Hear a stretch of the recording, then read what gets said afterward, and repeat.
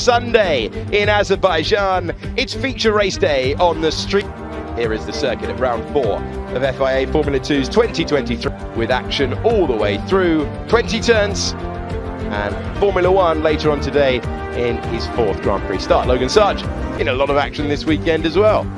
And Yuri Vips in the feature race. It ain't over till it's over.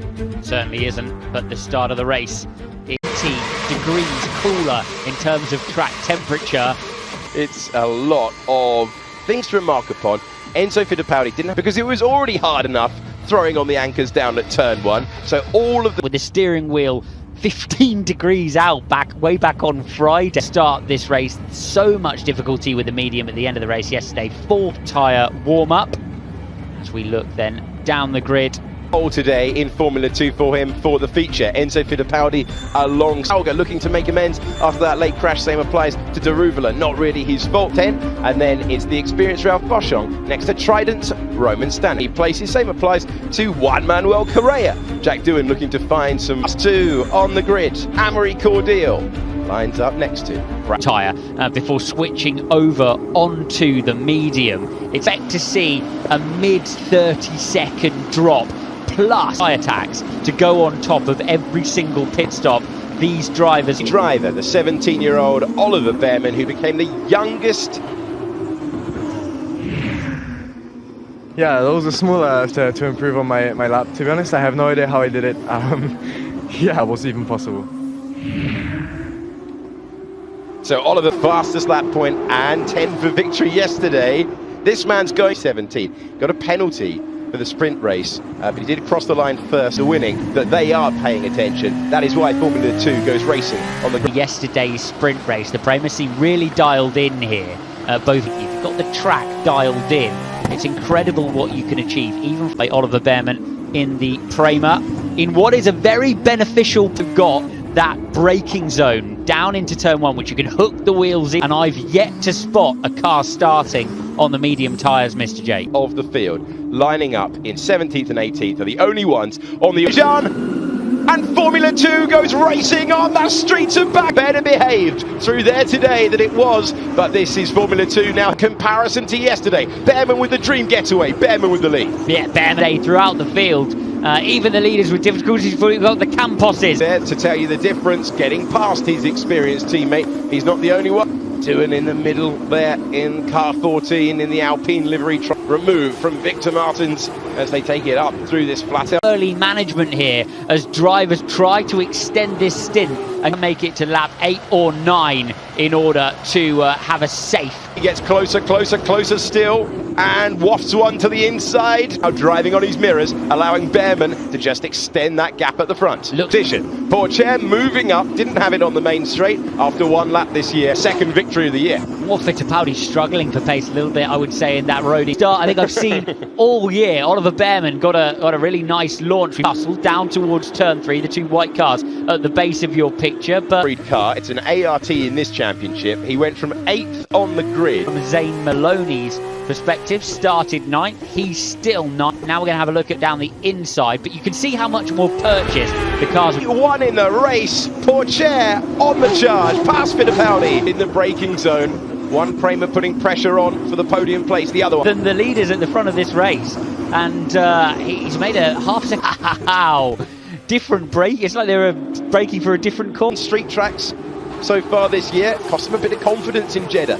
Bearman in his rookie season, Pourchaire in his 3rd. Experience telling as well. Victor... This one's not over because we do know how strong that Prema is. Compared, but yesterday it was a tailwind down there. Today it's a crosswind there, and this is Hauger going wheel to wheel with Crawford. Is the room. Crawford maintaining 6th place at the moment. High stake stuff from Crawford. Loney and Stanek, the fastest lap at the moment, belongs to Kushmini. Absolutely correct about that wind speed, Alex. Swinging around past and actually given Bearman the opportunity to scamper away quickly. Look, his teammate. Come on, we're quicker than Fittipaldi. Need to pass him quick. Come on. Once more, Bestie and Bearman, the class of the field in terms of pace, yes, 5th, but Bestie will be looking to make that move in short order. After Bearman made a bolt for it, he really did try to break away from the pack there before he pit stopped, and we'll see a flurry of activity. You've got to get to the end of lap 6 before... In the early laps, and then Pourchaire made that move, the ultimate pace of that Prema, maybe even a strategic tapped back into that early pit stop and take the medium long. In this category to his name, and he will be trying to fight through on the medium, can come at any moment, as we saw with a late crash at turn 15 yesterday. Now the fastest lap, softest available in the Formula 2 range that we'll use all year. Laps ago is now watching in the mirrors as Fittipaldi keeps the matched with Crawford ahead, or at least with the DRS, able to hang experience in a Formula 2 car as Teo Pourchaire. I doubt is going to let him do that. That is interestingly enough, with Martins on his gearbox. We know that the overcut is available. We know how hard it's going to be in terms of track position, while your rivals are skidding up, trying to build temperature. Really, let's deal with this possible overtake first of all. No, Vesti's not in. Take a while for him to generate that tyre temperature. To Rouvelet, surprised to see him switch at the earliest possible opportunity. We've got Leclerc, Boschon, a very specific window where they pitted and the rest of the field. A very important phase for all of these drivers. Now bringing the tyre temperature in, trying to generate it himself. There's no tyre. Fittipaldi, after a tough day yesterday on the medium tyre, looking much happy to box this lap. Yeah, confirm, mate, box this lap, box this. To cut to the pit lane, pop a set of medium tyres on, which grid box is that Victor Martins? It is Victor Martins in the background. First of all, the road in Carlin being serviced by the position though over Crawford. That's important. So he's still got seconds in these early laps. Let's watch this lap.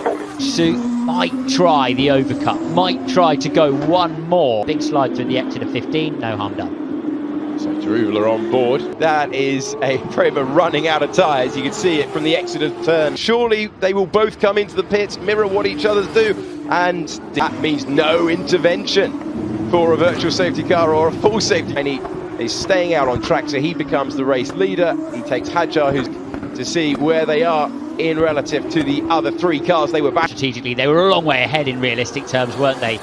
When they came and for sure as Correa sending one to the inside. Already scrubbed. They scrubbed them in practice on Friday, which is why they have that cut lane. That's what we've been telling you about. Wonderful illustration of what they're doing. A long way back. Martin's stuck behind him. Trying to pull. Why he's so far back. Yes. They'll now, while Behrman and Pourchaire pick up their stop. We're still waiting for Hadjar. We're still waiting for Verschoor. But he's in no mood to wait around. Vesti being held up by Verschoor. And then the two drivers on the alternative strategy. Here is the move through. So we did see a yellow flag a few moments ago, and 15 is off the road again, and that brings out the virtual circuit. Hearing this is down at turn 4. In warming it up, and then the flick turn, which I thought he put on Zane Maloney. Isaac Hadjar then, in the real terms, in the practical term, in the dams, behind him, but we're still expecting to see them. Reasonably likely, I would say, that Behrman, who is 12 seconds for them, Benavidez' car moved back behind the wall. Around the Baku City circuit, lap 11 of 29, just 2 stop under the virtual safety car, so they're continuing out there. They don't really have there. You can see there he is coming through the final turn, but we're focused a lot with virtual safety cars, and the green flag is out. We're back racing once again. Tyres and brakes, and this will be a tricky few corners for them in close proximity. It could, with a late race safety car, the two stopper would not be as difficulties we saw with a low gauge medium tyre. I am racking my brain. I can only remember one safety car. It didn't count as his mandatory stop. He said, okay, cool, on that strategy. This is the most obvious strategy we've ever seen Japanese driver, and Hadjar had really good pace in practice, but I thought, you know what, I'm just going to cruise in, go long, see what happening in 6th place, still staring at the back of the road in Carlin of Fitz. You look at his results so far this year, a 3rd, a 2nd, and no year.